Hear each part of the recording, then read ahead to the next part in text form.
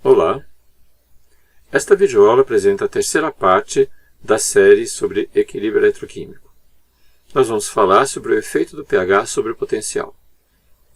Para isso, vamos retomar o exemplo apresentado no vídeo anterior. Nós tínhamos uma pilha formada por cobre e zinco imersos em uma solução de sulfato de cobre, com pH igual a 6 e aerada. Para analisar a FEM, nós listamos uma série de reações possíveis com os vários participantes da pilha e obtivemos os seus potenciais. Observem que em 4 situações nós tínhamos o efeito do pH sobre o potencial. Na reação de formação de oxigênio, a partir de OH-, na reação a partir do íon sulfato, na reação a partir de oxigênio e na reação a partir do íon H+. Vamos aplicar então Nernst para um equilíbrio qualquer. Pegamos este equilíbrio entre o óxido de ferro, no qual o ferro tem valência 3, e íons de ferro com valência 2. Por que este exemplo? Porque ele envolve o íon H+, e portanto depende do pH. Nós temos que o potencial é o potencial padrão menos RT sobre 2F, logaritmo de quê? Da atividade do ferro 2+, ao quadrado, por causa do 2, sobre a atividade do H+, elevado a 6. Essas duas outras atividades, do óxido e da água, nem apareceram porque nós consideramos que elas são iguais a 1. Nós podemos transformar o logaritmo natural, o logaritmo neperiano, em logaritmo decimal ao multiplicar este valor por 2,3. Depois, nós descemos esses expoentes, acabamos tendo as relações 6 sobre 2 aqui, 2 sobre 2 aqui, e chegamos finalmente a potencial igual ao potencial padrão, menos 0,059, logaritmo da atividade do ferro 2+, menos 3 vezes 0,059 pH. De onde é que apareceu este pH aqui? Da atividade do H+. Então, este termo pode ser considerado uma constante para uma dada atividade de ferro 2+. Temos aqui, então, a equação de uma reta com uma constante e um coeficiente para o pH. Isso dá uma reta com inclinação negativa, tá certo? Este termo é negativo. E teremos diferentes retas se modificarmos o valor da atividade do ferro 2+. Para estas expressões, nós utilizamos o quê? Que o pH é menos o logaritmo da atividade do H+, que o logaritmo neperiano de x é 2,3 o logaritmo de x, e que para a temperatura de 298 Kelvin, 2,3 RT sobre F vai dar igual a 0,059. Bem, o que acontece quando estamos fora do equilíbrio? Nós mostramos que esta reta corresponde ao equilíbrio, ela é a reta do potencial de equilíbrio, para uma dada atividade do ferro 2+. O que vai acontecer se nós estivermos em um pH superior ao do equilíbrio para um dado potencial? Se tivermos um pH superior, isso significa que nós temos uma atividade de H+ inferior à do equilíbrio. Se a atividade do H+ é menor do que a do equilíbrio, o que é favorecida é a oxidação. Ou seja, é favorecida a formação do óxido.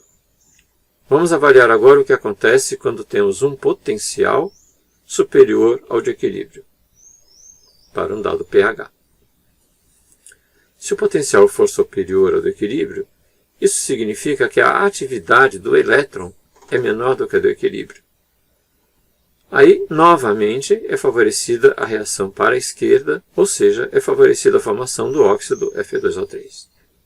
Então, nós vimos que, em ambas as situações, a região acima desta reta, ou à direita desta reta, corresponde à predominância de Fe2O3.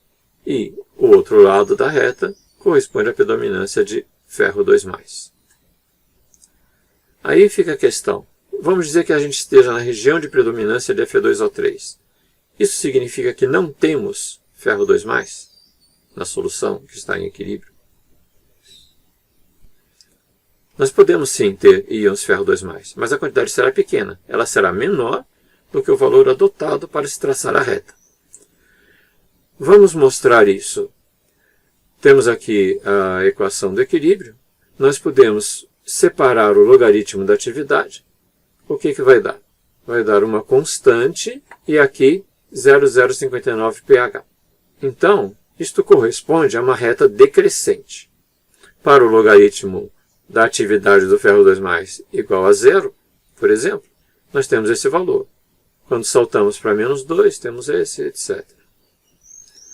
Se nós colocarmos estes valores neste diagrama potencial pH, o que temos? Para um dado potencial, nós temos esses diversos valores. 10 elevado a 0, 10 elevado a -2, etc. E se mudarmos o potencial, teremos retas paralelas para as diferentes atividades do íon ferro 2+. Vamos pegar um exemplo. Está aqui a reta traçada para a atividade 10 a -4. E nós estamos neste pH e neste potencial. Então a predominância é de Fe2O3, mas nós podemos ter um pouco de íons ferro 2+. Quanto? Bem, então aqui as retas tracejadas, nós estamos entre a reta de 10 a -6 e 10 a -8, então a atividade do ferro 2+ nessa região deve ser em torno de 10 a -7. Vamos agora considerar dois equilíbrios eletroquímicos. Temos um equilíbrio redox, MnO2 mais íons de ferro mais água, com íons de manganês mais Fe2O3 mais H+. A gente pode subdividir em duas reações eletroquímicas.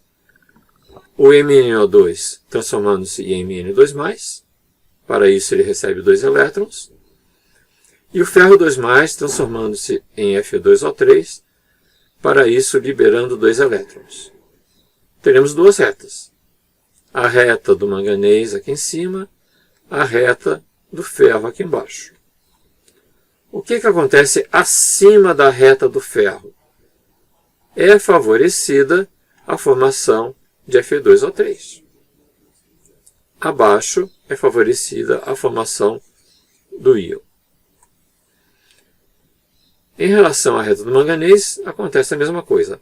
Abaixo da reta 1, é favorecida a formação do íon. Acima da reta é favorecida a formação do MnO2. Então, na região intermediária entre as duas retas, o manganês mais 4 pode oxidar o ferro 2+. Ou seja, a posição dessas retas mostra quem pode oxidar quem. Então, nós podemos traçar isso para inúmeros equilíbrios e veremos as relações várias entre eles. Vamos mostrar agora como ficam essas retas para o caso da água. A água contém íons H+, e íons OH-. O íon H+, ele pode se envolver no equilíbrio com a formação do gás hidrogênio. Isto é representado por esta reta, ou seja, o potencial é menos 0,059 pH. Já o equilíbrio entre oxigênio e OH- é representado por esta reta, potencial igual a 1,23 menos 0,059 pH. Ou seja, são duas retas paralelas. O que diferencia é este termo constante, que é zero no caso do H+ dando H2. Assim, se estamos abaixo da reta A, nós temos o favorecimento da liberação de hidrogênio. Se estamos acima, estabilidade da água.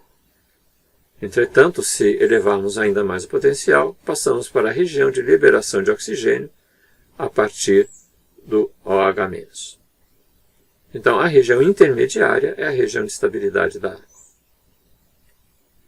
Este é um exemplo em que a gente mostra a região de estabilidade da água para 3 situações.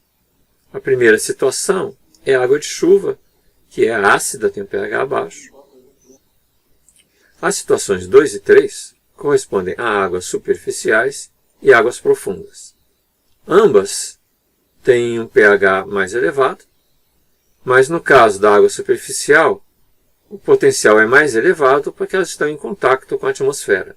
As águas profundas têm menor contato, então têm um potencial mais baixo. Muito obrigado.